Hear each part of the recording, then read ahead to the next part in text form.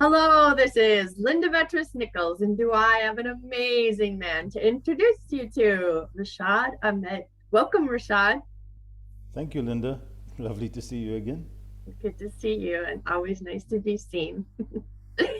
You have an amazing story of transformation, and I would love to have you share that with everyone.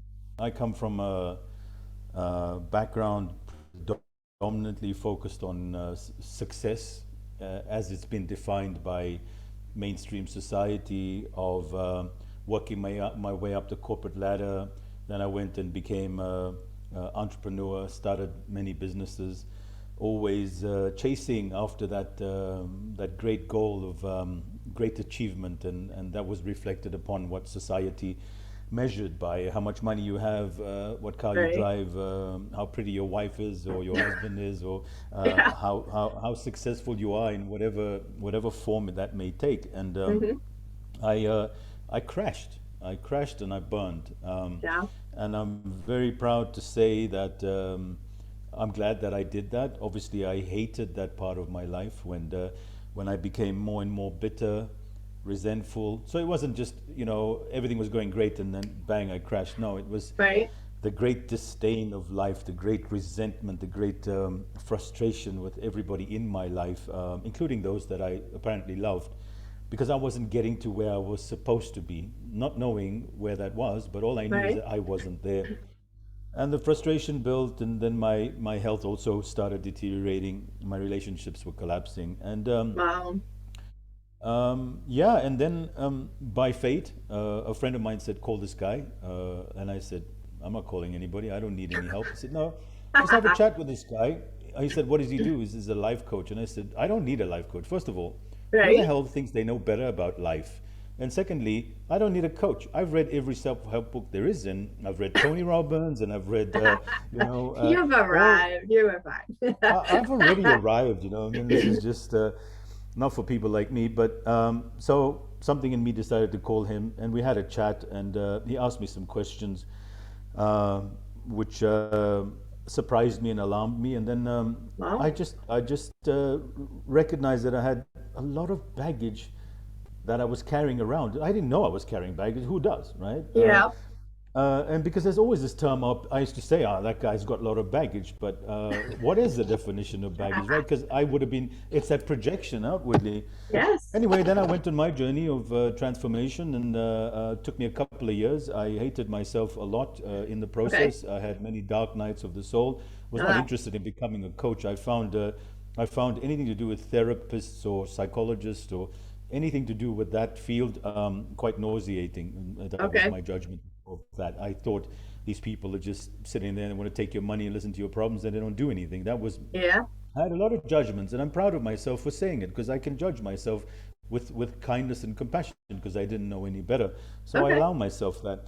And so, yeah, I went through my own journey and found, well, the first thing was that I got the I got the confidence to believe that, first of all, that I had a problem. I didn't know I had a problem, and then it was made very apparent to me that you've got some issues. You don't have anything major, but your engagement with life is lacking. Wow. So so then through the process, I felt helpless because I Okay. realized he's got a point. It's true. I haven't dealt with my father. I haven't dealt with the death of this person. I haven't dealt with my failures. I haven't dealt with all these things that traumatized me as a young person as well. Sure. And so then I went on my own journey, found tools and techniques everywhere and anywhere, and did a lot of. I went on healing journeys, hypnosis, and all the rest of it. The reason why I continued is because I started seeing some results. I started seeing, hang on a second, I'm getting a bit lighter, and that spurred me on. And that's the biggest first step, is that you're not seeing results, and you're like, what am I wasting money for? What am I wasting time for? It's how I am, and I just got it. You know how they say, it is what it is, right? It is what it is, right? There's nothing you can do about it, right? Everything just is. Yeah, it's all Not it good. is It's what not it bad. is. Yeah, exactly. Very cool.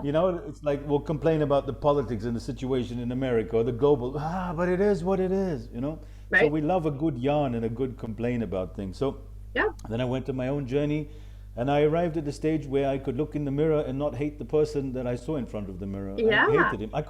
I couldn't even share a profile photo of myself. Oh, Coming on wow. camera would have been an impossible feat, you Whoa, know. you've come a But long way. That's great. yeah, but What I do you could do judge. now? Yeah. Oh, go I ahead. could judge. I could judge everybody else on the other side of the camera. I look at him, look at her. Who does she think she is? I was really good at that. But Get it. putting myself out there was not something I could do. Sorry, you were Nice. asking? Oh, and then so you now, what are you doing now? Because you that's quite the journey.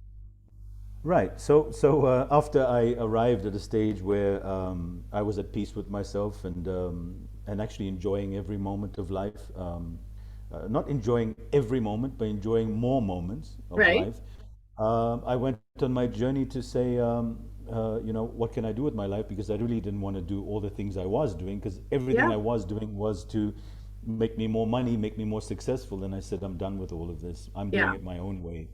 And then I went on a program, studied, attended many classes, and then became a coach. And so that's what I do right now as a transformation coach.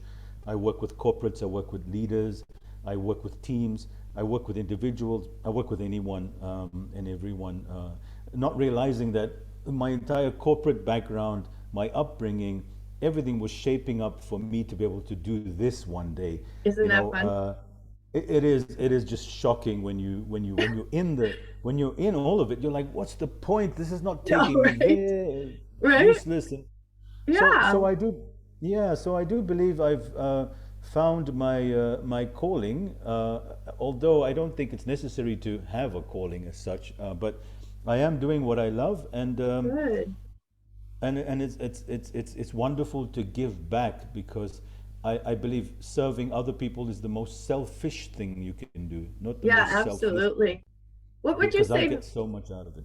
that? Yes. Oh, yes. And what would you say kind of makes you different from what maybe other coaches are doing in at that corporate level or CEO? Well, I don't know generally speaking, but some of them that I have come in contact with are very much focused on corporate strategy, corporate structure, transformation of processes and, uh, and teams, which is all great, as well as it's needed as well. But my focus is on the entire individual in the Yeah. environment. So I take a lot from ancient teachings. My whole coaching is integrated from all the professional type of coaching environments, but I bring Right? in Japanese thinking, the Chinese way of looking at the Wow. word, the Ayurveda, for instance.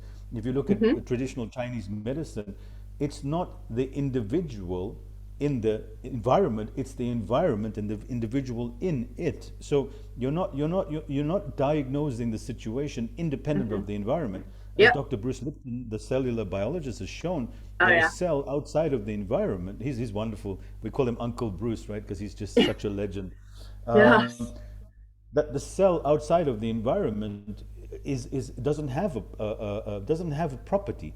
But when you put a cell inside the liver, then it becomes a liver cell. So an individual is governed by his and her environment, and so we Hmm. got to focus on the totality. Environment means spirit, soul, family, joy, inner peace, inner stillness, all of that kind of stuff. Looking inwards and then outwards Yep. is always a wonderful way, instead of saying, okay, well, what we need to do here, we need to increase profits by 10%. That's Yeah. not the right question to start with or ask. And look, a lot of coaches are moving that way. So, I'm not saying I'm the only one doing this. I hate to Sure. claim that, because I haven't met all the other 300,000 coaches or whatever number there is out there. Right? But I bet that if you got in front of you way back when, the other, the way back when you would have been like, oh, that's just a bunch of BS. Yeah, yeah, Right? yeah. Like, I don't think there way back when you would have hired you as a coach, right? Because does that just sound like a bunch of BS to the former you before Yeah, yeah, right, transformation? right. That would have been a Right, turn off. exactly. I'd be like, yeah, and but that's how the corporate thinking is from the old days. It's like, what are you talking about? We're Yeah, here to make yeah, money. We're here yeah. to get more. In other words, because we came out of the Industrial Revolution, right? So it's all about efficiency and Yes. productivity and getting the most bang for our buck. So Yeah, and you I don't. see that, like on LinkedIn or whatever, if somebody does go to that level, that deeper share, level, or I'm in pain because I just, lost my child or my mother or whatever, they do an apology. And it's just like, what? Be human, do not apologize. Do you agree? Why does that have to be so Yeah, separate? Yeah, absolutely. which is more of an American thing, all the doctors, Right, all the right. specialists, and they just, everybody's separate. It's like, what happened to the whole? What happened to holistic? What happened to the whole body? So good. I love it. Thank you so much, Rashad. This was wonderful.